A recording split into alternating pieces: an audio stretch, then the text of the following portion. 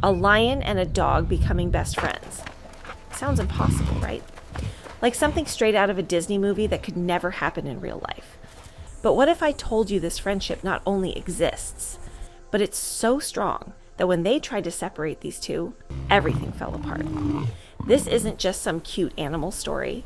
This is about a bond so powerful it changed everything anyone thought they knew about predator and prey relationships.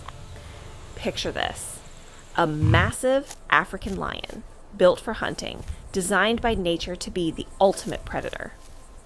Now picture a small, energetic dog with absolutely zero survival instincts around wild animals. These two species should never coexist peacefully. Every biological instinct should tell them to stay far away from each other. But sometimes nature throws us a curveball that makes us question everything we think we understand about the animal kingdom. The story starts in the most unexpected way possible. A wildlife sanctuary in South Africa received an emergency call one morning. Rangers had discovered something heartbreaking during their patrol. A tiny lion cub, barely a few weeks old, abandoned and alone in the wilderness. The mother was nowhere to be found. Predators were already circling. This little guy had maybe hours left before becoming someone else's meal. When they brought him to the sanctuary, the staff immediately noticed something troubling. This wasn't just physical weakness from hunger and dehydration. This cub was emotionally shut down. He wouldn't eat properly, barely moved, and showed none of the playful curiosity you'd expect from a young lion.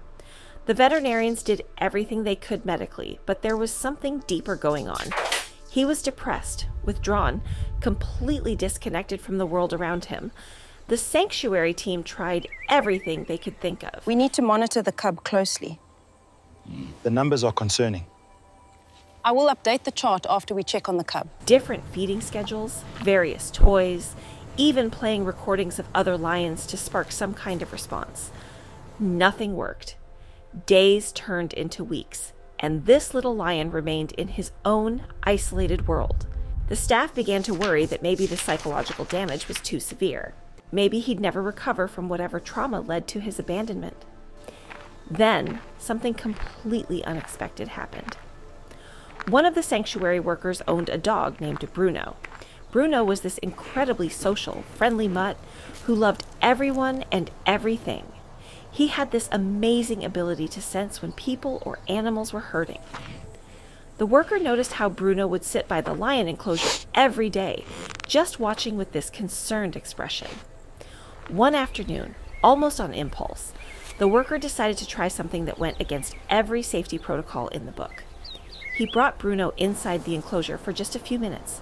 Bruno sat down about 3 feet away and just waited. The cub crept closer, sniffing cautiously. Then something magical occurred. Bruno very gently lowered his head and gave the tiniest, softest lick to the cub's nose. The cub froze for a moment, then did something that brought tears to everyone's eyes. He let out this tiny, squeaky roar and playfully swatted at Bruno's tail. From that moment forward, everything changed. The cub started eating again. He became playful, curious, engaged with his surroundings, but only when Bruno was around. The transformation was so dramatic that the sanctuary made an unprecedented decision.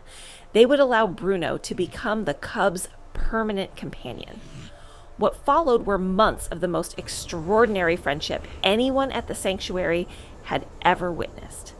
These two played together, napped together, and seemed to communicate in ways that defied explanation. The lion, who they named Leo, grew stronger and more confident every day. Bruno became his constant companion, his security blanket, his best friend in the entire world. But as Leo continued to grow, a serious problem emerged. Lions don't stay small forever. By the time Leo reached his first birthday, he weighed over 200 pounds of pure muscle. What started as adorable play sessions between a tiny cub and a medium-sized dog had evolved into something that made everyone nervous. Leo didn't understand his own strength. A playful pounce that once made Bruno stumble now sent him rolling across the enclosure. A gentle swipe of Leo's paw, meant in friendship, left scratches that took days to heal. What do we do? Olha, só tá sempre na frente. I don't know. Every expert they consulted said the same thing. Separating them was the only responsible choice.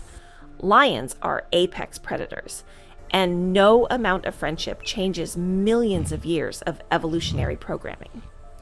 One day, Leo's instincts would kick in, and Bruno would pay the ultimate price.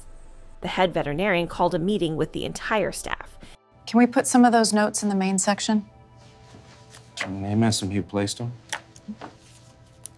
It's a risk, and if you're comfortable with that, then we can proceed. She laid out the facts in stark terms. Leo was approaching sexual maturity, which meant his behavior would become increasingly unpredictable. His bite force was now strong enough to crush bones without effort. His playful swipes carried the power to cause serious internal damage. But Bruno seemed completely oblivious to the danger. He continued treating Leo exactly the same way he had when Leo was small enough to curl up in his lap. Bruno would still initiate play sessions, still curl up against Leo for afternoon naps, still steal food from Leo's bowl with zero fear of consequences. The sanctuary staff spent weeks preparing for the separation. They built a separate enclosure for Leo, far enough away that the two couldn't see or smell each other. They consulted animal behaviorists about the best way to minimize trauma for both animals. The day of separation arrived like a funeral. Everyone knew what had to happen, but nobody wanted to be the one to do it. They waited until Leo was distracted during feeding time, then quickly led Bruno out of the enclosure. The plan was simple. Leo noticed Bruno's absence within minutes. He stopped eating mid-bite and began searching every corner of the enclosure. He called out with these deep, rumbling vocalizations that seemed to shake the entire facility. Bruno's reaction was equally devastating. At the worker's house, he positioned himself by the front door and wouldn't move. He wouldn't eat, wouldn't play, wouldn't acknowledge anyone's attempts to comfort him. He just sat there, staring at the door, waiting for Leo to walk through it. 3 days passed. Leo had lost visible weight from refusing to eat. Let's listen closely to his breathing.